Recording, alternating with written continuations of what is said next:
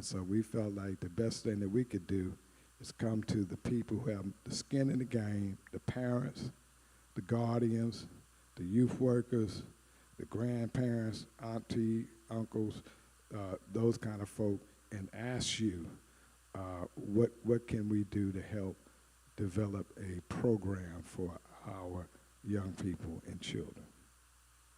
I saw something flash, but that could have been me. I'm high. Oh.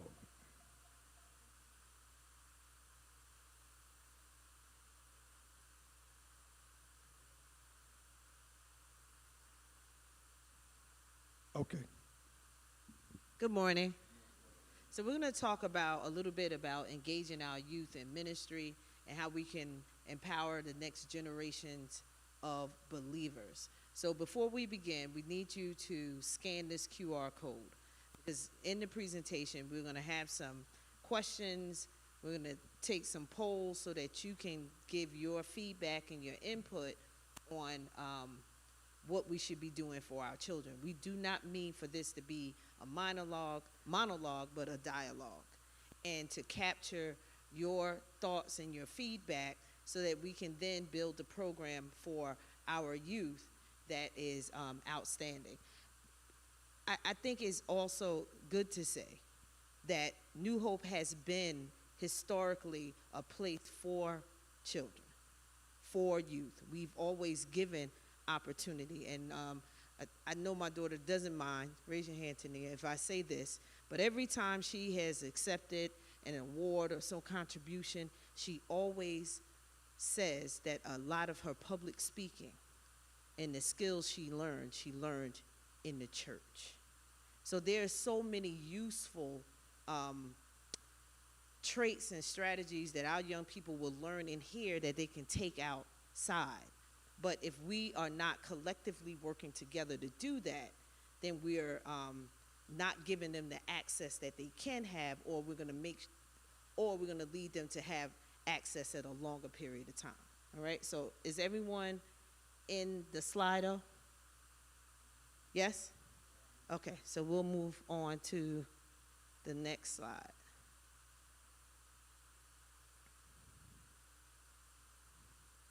And I think we're showing this online as well, right? We're showing this online as well, so we haven't gone off so that people can also give input from home. So why does youth ministry matters? It matters because the future of the church relies on the spiritual growth of its young members. So if we want the church to continue, although the Lord said himself that his church will never be defeated, it will never fail, but we do have a responsibility to encourage and to build the next group of the church leaders by teaching them, right? Youth ministry provides guidance, mentorship, and a sense of belonging.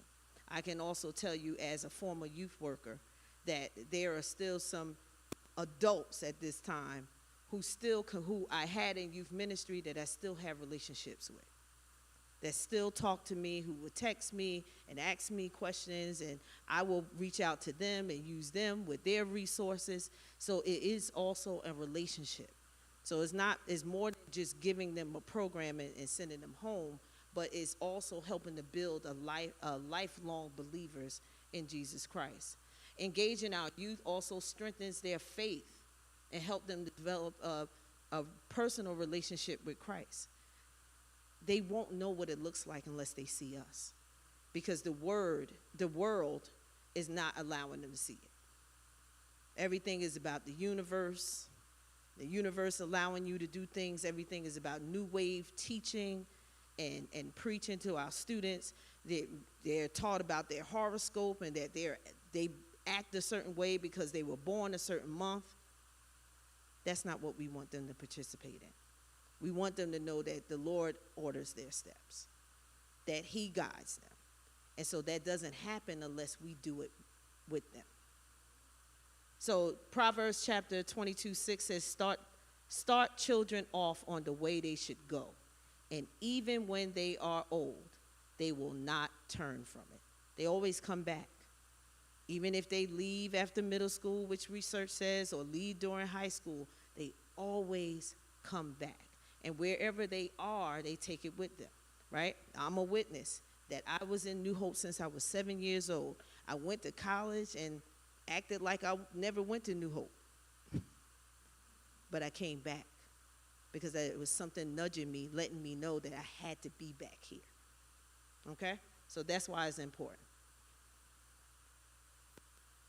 What are the needs of young people in the church? They need to be in a safe and welcoming environment. I was just talking to our new servant leader interns for our Freedom School. And when Shawnette Ravenel and I went out to Tennessee, they had all of our meetings in a replica of Noah's Ark. And the Ark symbolized a safe place in a sanctuary for children.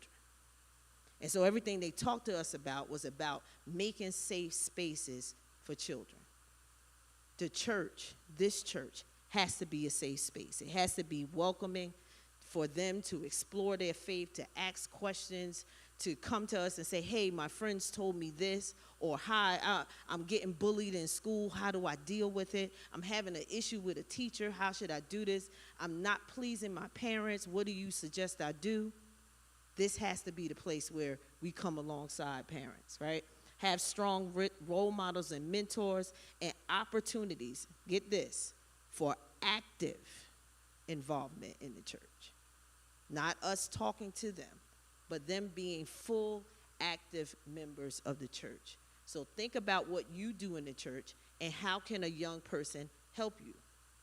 When I was doing the live stream upstairs, Little Chase was always my assistant in helping me do that.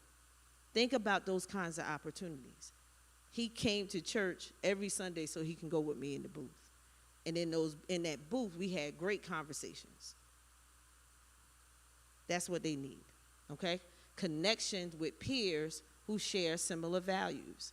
So I don't want to call any of them out, but there are people, adults right now, who grew up in the church who are still friends. And they knew each other and bonded with each other because of this place. We're not giving our children that opportunity right now. Okay? So Psalms 133, verse 1, how good and pleasant it is when God's people live together in unity. And not just us, the adult, but the children need to live with us in unity as well. So the role of the church community is to support youth programs through participation in leadership, to volunteer as mentors, teachers, and event coordinators. One of them may be you, right? Pray for the growth and the impact of youth ministry and create a culture of inclusion. Even though people act like that's a bad word today, it's not. Create a culture of inclusion, meaning that giving them the feeling that they belong here too, that worship is not just for adults, but that is also for them, and encouragement for our young people. And we're talking about from the baby to 17, okay? From babies to 18 years old, and that's a wide range, right?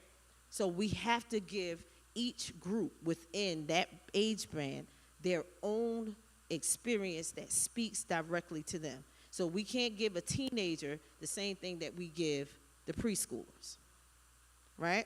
We can't give the elementary students the same thing that we give the middle school students. So those are all opportunities, right, for us to work with our young people. So now this is our call to action. Get involved, whether you want to mentor, you want to teach, you want to organize activities, we need you. We need you to join the movement and be a part of shaping the minds and the lives and the direction of our young people so that no one else will do it for us and take them in the opposite direction. And lift up our youth in prayer.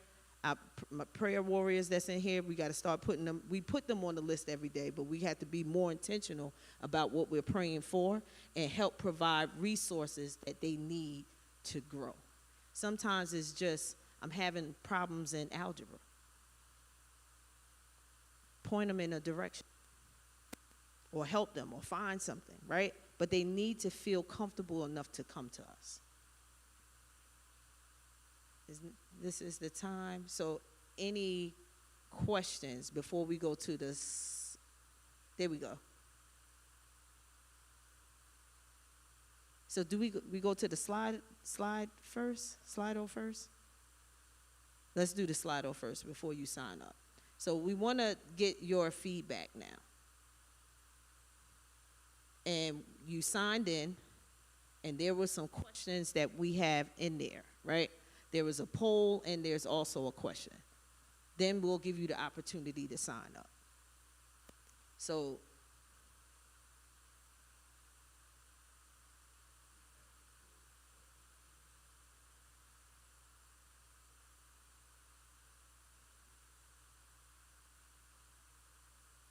then we can look at the results. So went to the age of young people.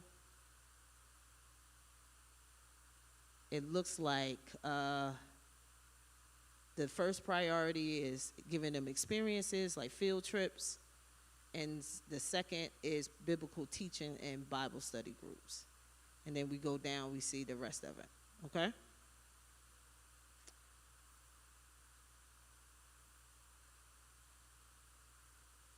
And so now at this time, we're going to ask you to sign up. We want you to give us your contact information so that we can begin having planning sessions around our young people and what we're going to do to work with them. So the planning session is not for us to come together so we can tell somebody else what to do. Right? The planning session is for us to come together to say, what are we going to do? So it's not for this imaginary youth ministry to do, because we don't have people who are actively saying, I am the youth leaders, I am the youth ministry. I do a lot for youth. I do a lot for young people on ETC side. But we need people to work in the ministry itself to work for young people. Okay? So if you scan this QR code, it will give you the opportunity to sign up to be one of those volunteers. All right, thank you, Reverend Tyler. Let's give her a hand. Now listen, I'm aware that some of you didn't scan the QR code. I know that we are kind of like in between technology and old school, new school, okay? So I really don't want to leave you out if you didn't scan the QR code and you wanted to respond to some of these questions. Is there any way we can put the questions on the screen, the polling questions? Now what happened is the people who were able to scan and get into it, they picked, things and that got tabulated. But I'm looking at the number of people who responded. I'm looking at the number of people in the house, and it's pretty clear that everybody didn't scan it, or they didn't respond like that. So, what type of events and programs would you like to see our church host for children? Okay. Now, I think it's a few more underneath that, correct? Yeah. So I'm just going to call them out. And if there's something you're interested in, you could signify, raise your hand, say, go Giants, or something like that. Okay. Field trips, for example, historical sites. Is that something, type of event or program you'd like to see the church host for children? Okay, all right. What about biblical teaching and Bible study groups? All right, I keep seeing the same hand go up. Oh, I see you, Arlene. Thank you.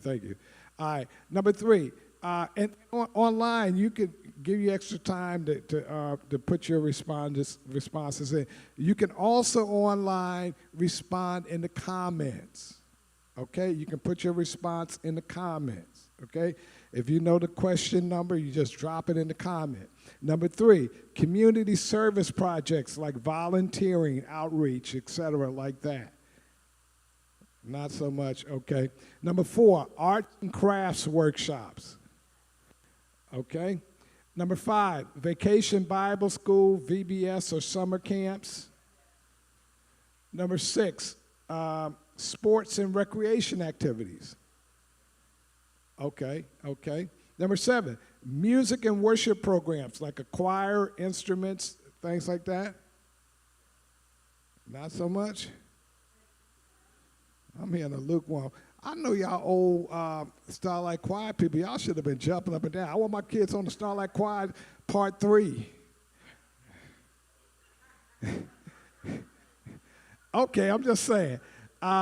Parent-child bonding events. Now, I don't know what they are, but that sounds like a big one right there. All right?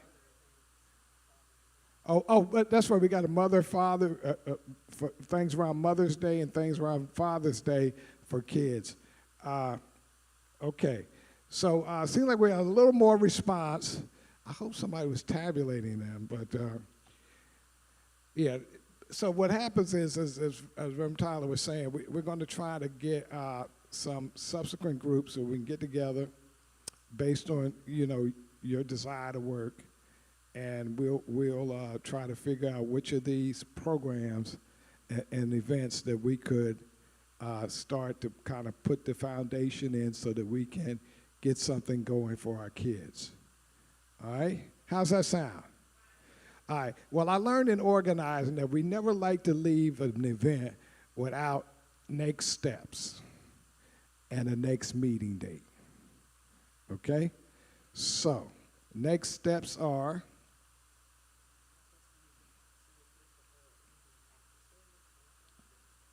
All right. Just for a show of hands from the ones who are here, how many, if you were going to meet, would like to meet after a service on Sunday? How about that? Anybody? Does that work for you? What about another day of the week? Look like Sunday ruled the day. Okay, so we'll come up with some dates, put them on the screen, put some QR codes out. I think if they signed up, we have their information, correct, from Slido? Okay. So if you went online and followed the prompts and signed up at the okay. Oh, this form right here, this is a Google form. Yeah, Alonzo, what are you saying?